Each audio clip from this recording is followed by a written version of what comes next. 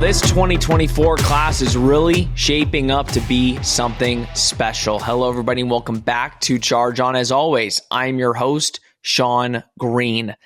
Guys, a lot to get into today. A couple days ago, we got big news, huge news to the 2024 class. We've got fall camp to talk about and kind of leading up to the season. I'm recording this on August 9th. We're trying to start this new recording schedule to get prepared for the season.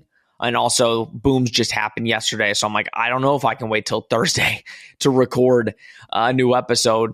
But a lot is going on in the kingdom. And we're so thrilled to have you come back and come to this page. If you can, please like, subscribe, share, do all that you do because it's about to get a little crazy at the end of the month as we get into the first season that the Knights are in the Big 12. And let me just say this. We'll start off with the obvious big news, right? Because I've been telling you for the past couple weeks, and listen, there's many UCF insiders on Twitter and that you could find your news, or you can kind of take tea leaves and try and figure out who's kind of looking like they're going to be a Knight, right?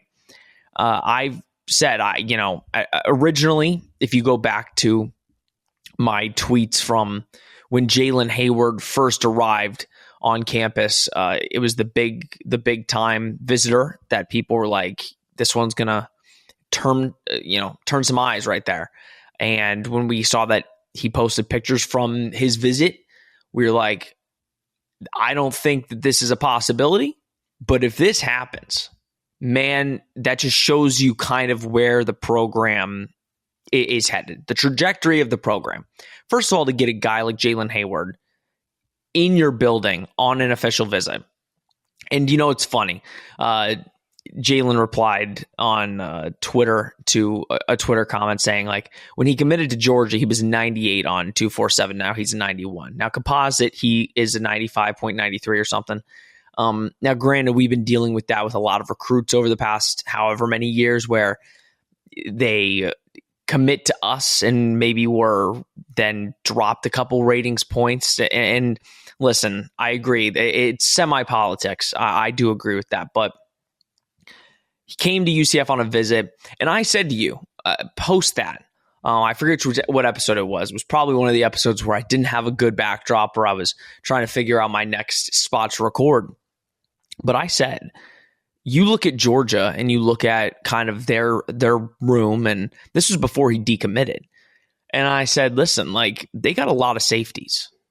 They just do. There's been a lot of safety commits. I think they have 3 or 4 of the top 10 safeties in the 24 class.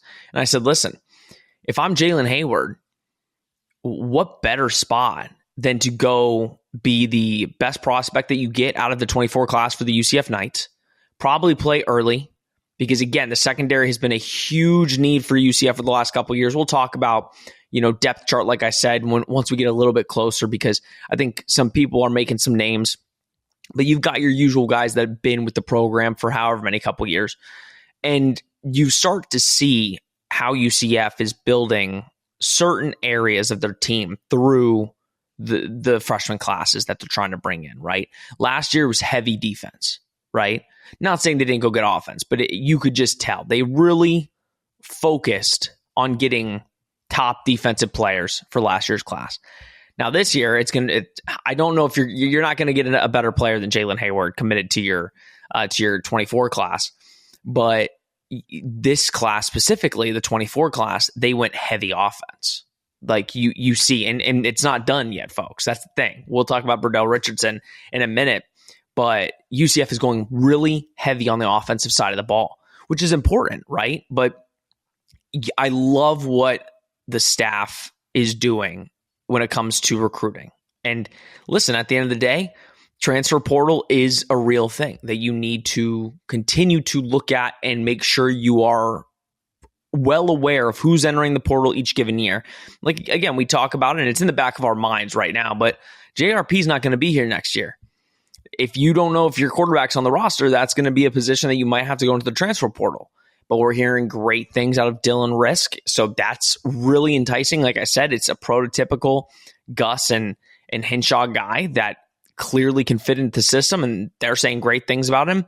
You got Riley Trujillo coming in next year. So there are positives in the quarterback room, but you have to make room for those transfers that, like, do you want to start a second-year player that hadn't played any snaps in Dylan Risneskier, right? So when we talk about that, sorry to get off topic, but when you're talking about getting a certain class in and when you're going heavy defense or heavy offense, it kind of opens up the opportunity where, listen, next year, you might have to bring in some offensive transfers depending, right? You might have to get in a couple receivers in for a year or so to make sure that those young guys that you sign aren't, run around like their hair's on fire, right? Same thing with the defense. I think this is a perfect year to bring in the defensive class that you did because you already have a bunch of stacked defensive tackles, defensive linemen, corners that can really come in and play this year while the freshmen sit back for a year, really learn. And that's all they have to worry about because that's the biggest thing. You don't want to get these freshmen and throw them in there because you don't have depth, which is what UCF has been trying to do for so many years. But they finally have really good depth to where in a power conference like the Big 12, you need it. And we've been hearing it from the coaches the last week. But let's talk a little bit about Jalen Hayward, right? I can't say enough. If you just watch him on tape, and I really want to pull up his tape, but I've looked up his 247 multiple times leading up to when he actually commits. And I didn't know when he was going to commit. I was pleased that it was yesterday or Tuesday. But obviously, according to the 247 composite, number one player that UCF has ever signed. Right? Like he's the number one player, beating out John Walker from a year ago. And I think in regards to multiple factors, right? You see the 25 class already with Tavion Swint, EJ Colson, and how that class might be shaping up. You see this class now, Jalen Hayward, Bridell Richardson. They commit back-to-back on the same day. And all the other players you already have, Walclair Flynn, Kylan Fox, and players you might potentially still get, Eddie Pierre-Louis. Like, there are some serious players that are coming to this program. And we could talk about it. I mean, let's look at UCF. And again, this is just for right now, but broke the top 25. They broke the top 25, and you break it with a guy that is now, according to 247 Composite, the number one player out of high school that you've ever signed. And that's back-to-back years you've done that. John Walker last year, Jalen Hayward this year. Number one thing you could say is you can really be excited about the future of this defense because the last couple of years you've signed some real players. Braden Marshall, Nakai Martinez, Andrew Harris. The list goes on and on of these young defensive players that have come to the program and are going to make this defense special. And guess what? They're mostly hometown heroes. But finally, you have a top 25 class. So at this point, I think that number is going to go up just by what I'm hearing out of the next couple possible commitments and probably what you're hearing as well. Again, it's not too hard to get information about where players' heads are leaning, where you kind of can see. And again, you look at where people are committed. So that's how the Jalen Hayward thing. It didn't take a rocket scientist to be like, listen, Georgia's got a lot of safeties. Jalen Hayward is from Orlando. He might want to potentially go to UCF. And once he visited, it's like, if they could actually flip this kid, that'd be incredible. But top 25 class, and here's what I like. And actually, we have 3 commits. I was just thinking Tuesday. We had one on Monday too, and Frankie Arthur, which we'll get to as well. But you have 17 commits. 9 out of your 17 are blue chip prospects. Now, depending on the site, right? Depending on which site you're looking at, some of them might be right on the cusp of a 4-star. And I've already said multiple times on the show, you guys know how I feel about the stars, right? It doesn't matter about the stars. It matters about the player. And a player can do whatever with whatever stars he has. It doesn't matter. You could be a 5-star and then you go to college and you crash and burn, right? We've seen a couple of those guys, right? So the fact of the matter is UCF has never in their program's history gotten that high in a recruiting class. 25 right now let's just go through, right? Because I find it very interesting. So the only couple programs that have less commits are around the same commits as us. So you got Texas, they're at 22, they have 15 commits. And they have very similar recruiting in the sense that they have 9 4-star, 6 3-star. Arkansas has 17 commits. Miami has 19. South Carolina has 15. Auburn has 15. USC has 15. Clemson has 17. So when you really look at it, UCF has 17 commits. And they are operating, and as they should be, as one of the top teams in the country. They're signing the people that they know can either play right away or are going to be players. They're not just going out and filling up their freshman class with a bunch of players like Georgia Tech. No offense to Georgia Tech, because I think they've got a good class. They're right behind us. They have 26 commits, 22 3-star, 4 4-star, which, again, that's a good class. I'm not disrespecting the class at all. I'm saying when you sign a bunch of guys, when you have a class of 27 to 30, in today's college football, that doesn't work. Because then you are really limiting yourself in the transfers that you can get. You're assuming you're going to lose a bunch of transfers, or you have a lot of seniors, right? It's a give and take. I think UCF has done it perfectly in the last couple of years, where maybe their freshman class isn't as big as it was in years past, but they're getting quality, right? They're getting quality players, and it's only going to get better, which is the scary thing. Because I think right now we're 25th in the country, and I think that's only going to go up. And we could talk about that in a second. But obviously, Jalen Hayward, safety out of Rockledge. I mean, again, number 5 safety in the class. You can make an argument he's a top 3 safety in the class. Tremendous get by Addison Williams, David Gibbs, and the entire staff. I mean, first of all, again, I think the family atmosphere of UCF, and to make it fun, like I get everybody made a whole shtick of him taking the shirt off and being like, what the hell's going on, right? But at the end of the day, that's what these kids want to do. They just want to have a good time, and they want a place that it feels like family. It doesn't feel just like football. And I think everything you hear out of every commitment, especially with UCF, right? You're hearing it's not just about football. The coaches are great, but even when I was committed somewhere else, I would hear from them 2 times a week. Because I think there is a real factor where these coaches are like, I still think we can get some of these guys. And you saw it, right? Gus mentioned it in his press conference earlier this week, where he said, listen, I said when I got here, we're going to go after the best players in the country. And even if some of these players don't choose us, we're going to have a relationship with them. Because regardless, who knows what can happen down the line? And you've already seen that.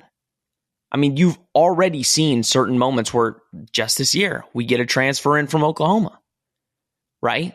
So it's about creating those relationships. And Jalen Hayward, he was committed to Georgia, but we kept that relationship. You felt confident in that relationship, and it reaps the benefits. You have now not signed yet. Again, it all comes down to when these guys sign, if they actually sign on the dotted line. But for a commitment-wise, you got a commitment, and if he ends up signing, would be the number 1 player that you've ever signed on any recruiting class. Number 1 player ever for UCF history.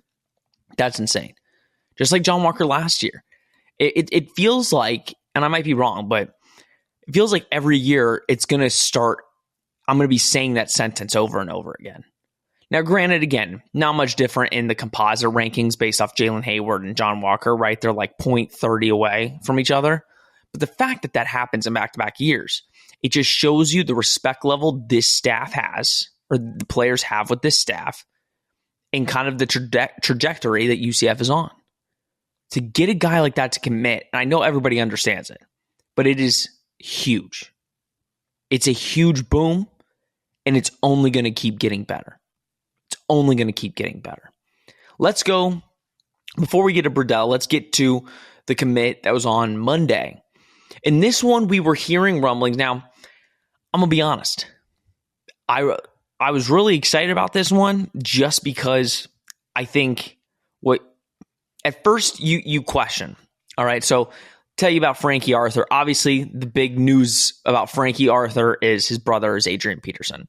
I think that's cool as hell. I'm really pumped for that. Obviously, anybody that watched Adrian Peterson know he's, as a running back, one of the best running backs to ever play the game, right? But to get a guy like Frankie Arthur now, again, on 247, he's ranked as the number 5 running back in the country, right? As the composite, he's the number 19 running back in the country. From Texas, obviously, knowing how huge Texas is with football, right? And knowing Cam Martin and how great of a recruiter he is, and I know he's from Texas, to get a guy like that is huge. He's from Conroe, plays at Oak Ridge. He's 5'10", 190. Him and Stacy are very similar. I was watching Frankie's clips, and they are very similar in the type of backs they are. They do a couple stuff differently, but I think both of them have elite speed. And again, if you look at his stats, I mean, he ran the 100-meter times of 10.71 and 10.94. Let me see. I want to know what his stat. I know his stats were insane. Okay, yeah. Finishes junior year with over 1,400 rushing yards. And then 18 touchdowns, I think it is. 18 touchdowns, also had 250 receiving yards and 2 touchdowns receiving. Like, those are monster numbers. Monster numbers. And again, to get a guy like Frankie Arthur on Monday, Burdell Richardson and Jalen Hayward on Tuesday, like, that is the makings of a top program, of a top 10 program. And I know people will call me crazy and people will say, listen, you're in over your head here. No, you just look at history. And history tells you, and history will show you, UCF is on the faster trajectory of any Power 5 team in the history of college football. That's just how it is. Call me delusional, call me whatever you want. UCF has had the Power 5 mantra for not even a month. And they have a top 25 recruiting class. And guess what? They have the number 1 class in the Big 12. Now that may change, and who knows? UCF might only get 2 more commits, and some other school might sign 5, 6 more guys, and then UCF drops to number 2 or 3. But the fact of the matter is, as of this moment, for the 2024 class and the 2025 class, UCF has the number 1 class in the Big 12. That says something. And again, you add the state factor. Yeah, I'd want to play in Orlando too. I'd want to play in Florida. That adds a layer. I don't care what anybody says. And, if you look at, I know earlier in the month or a couple months ago, the whole thing was UCF's not a Power 4. What are you talking about? Or there's not a Power 4 in the state, a Big 4 in the state. It's Florida, Florida State, and Miami. Well, guess what, folks?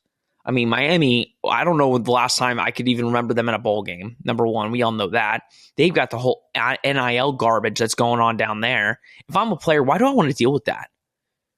If you can't remember the last time Miami was good, why do you want to deal with the NIL garbage? You don't even know if you're going to get paid the money that they're even going to tell you they're offering you, right? Florida, yeah, good for Florida. They get good recruits. And listen, Florida, they get a lot of heat. Right? Billy Napier gets a lot of heat, and he, the last 2 years, has had some really good recruiting classes. The problem is they don't execute on the field. Now, we'll see this year how Billy Napier does in his second year, but they also had the NIL drama with Rashada. So, in Florida State, I've got nothing but respect for. Honestly, Florida State's built it the right way. Mike Norvell has done an incredible job down there in Tallahassee, and I think a lot of people were coming with pitchforks, and he really showed last year kind of what he wants to build, and also his recruiting class is phenomenal.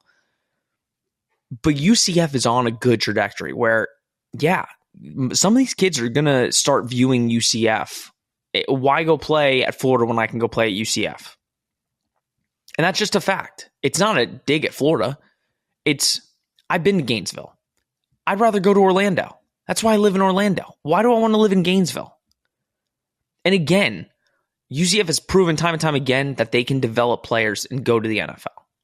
So a guy like Frankie Arthur, the fact that there are 3 backs in Frankie Arthur, Stacey Gage, and Tavion Swint that all want to come to UCF, even though they all kind of knew they were all going to commit, tells you everything they need to know.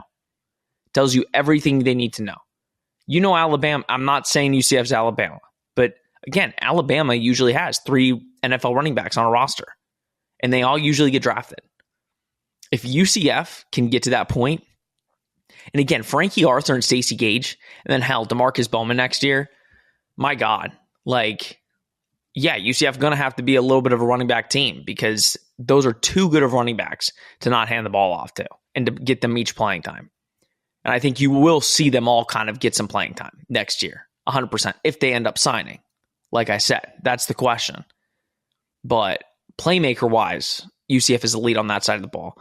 And again, Cam Martin, in a very short time, I know he was on the 30 for 30 list, or 30 under 30, and I can't say enough about Cam Martin and how he is really honed in on the recruiting, going from Incarnate Word, then to Texas State. He was at UCF, and then comes as the running back coach. And in less than a year, less than 6 months, however long he's been here, he signed 3 of the top backs in the last 2 classes.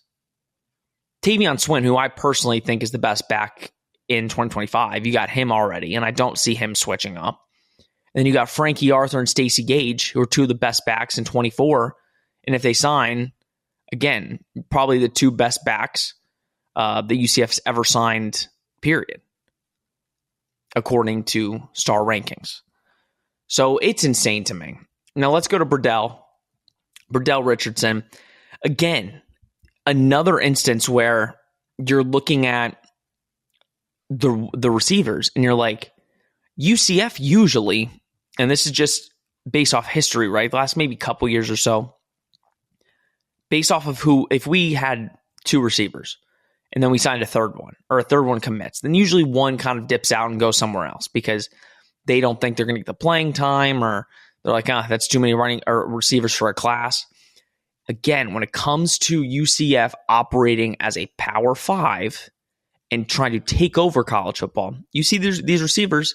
UCF has, I think, 3 or 4 receivers to this class, and they're going to add more.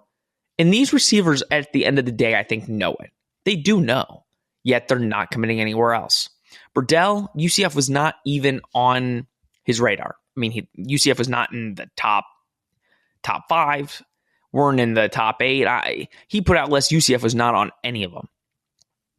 Finally, from Tampa Bay, again, another hometown hero. I consider Tampa Bay a hometown hero because we still get a bunch of recruits from there. I think we'll get another one here in, a month or so. But a top receiver in the class. I mean, a 4-star composite. According to 247, number 50th wide receiver in the country. 6'1", 185, can go up and get the ball. And I really love the receivers.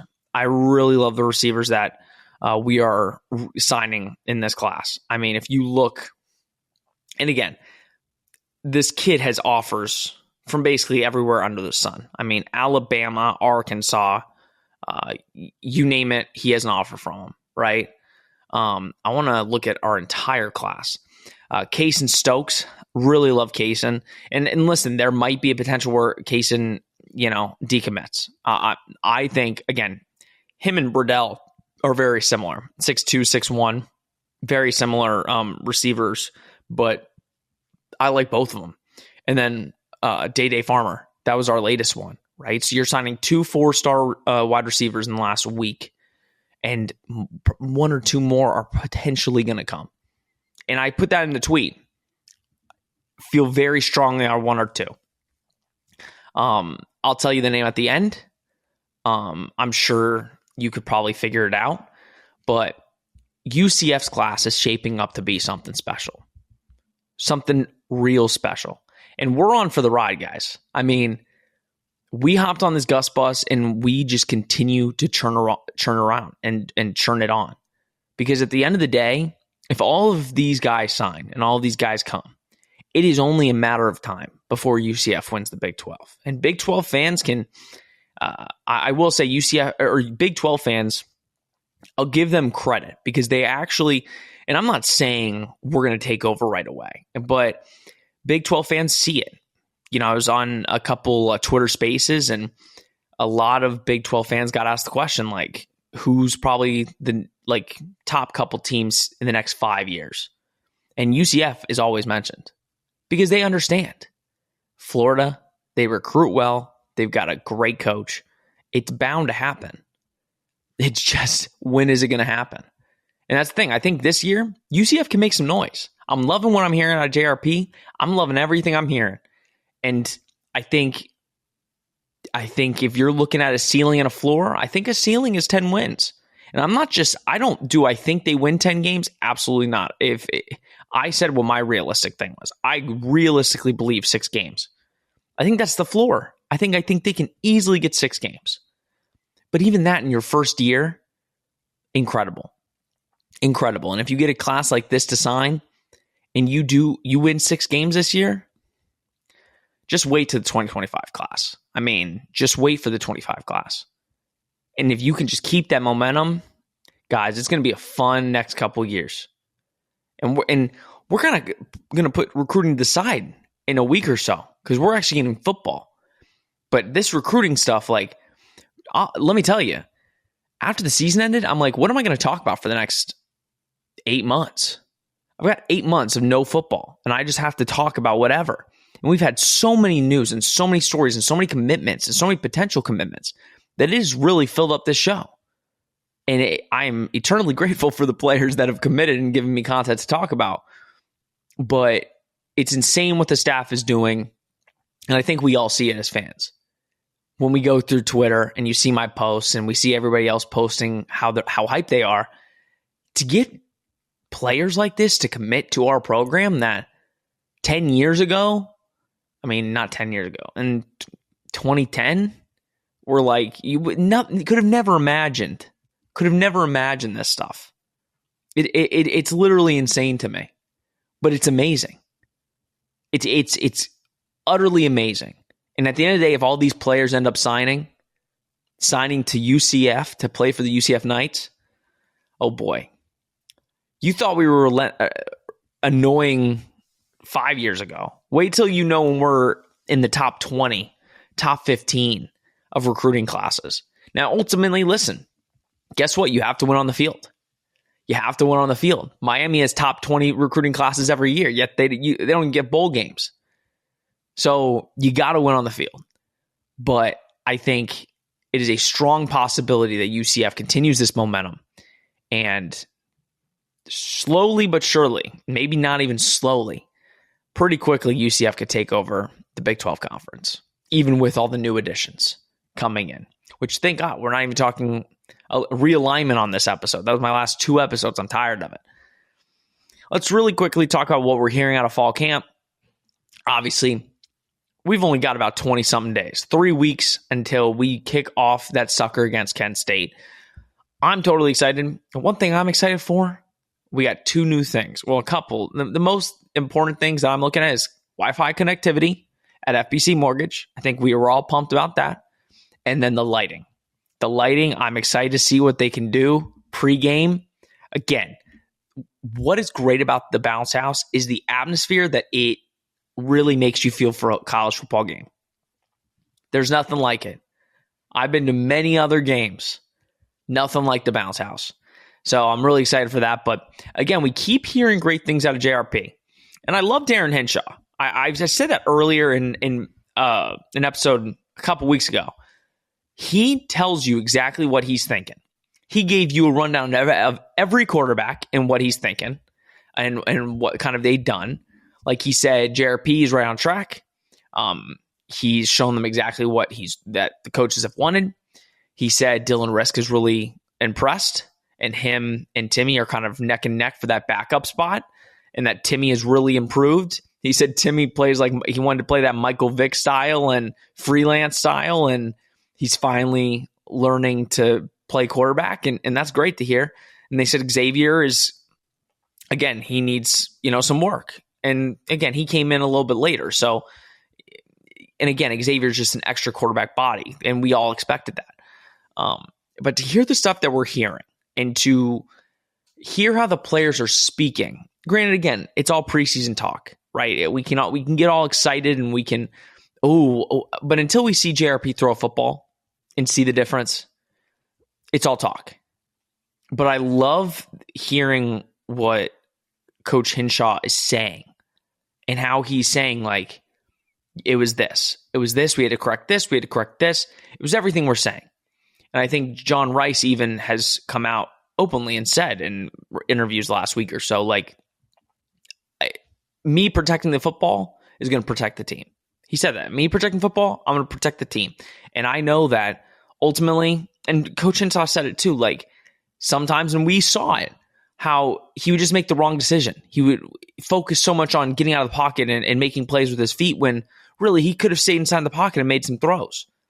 And when you hear that he's making those throws, man, it gets me so pumped. But we'll talk more next week on the specifics we're hearing. I think we should be getting a depth chart here fairly soon. I don't know. Obviously, the first game is the main depth chart, but I think we'll be hearing kind of who's kind of showing out right now. And we've been hearing some names, but I think it's still very, come and go. But Caven Call on the defensive side, I think as a freshman, he might get some play. Obviously, hearing some of the offensive standouts, that's always really good to hear.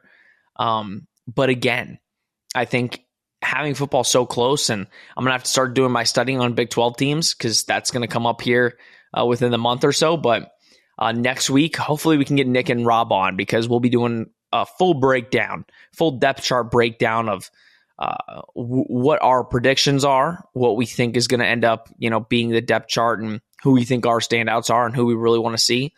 If I could get in the press room, there would be one question that I'd really want to ask is DeMarcus Bowman. What are we going to see out of him? Because if in my head, the way I've been hearing it is it's RJ, then Johnny, then DeMarcus. So what does DeMarcus have to do to really get up into that next upper echelon of playing?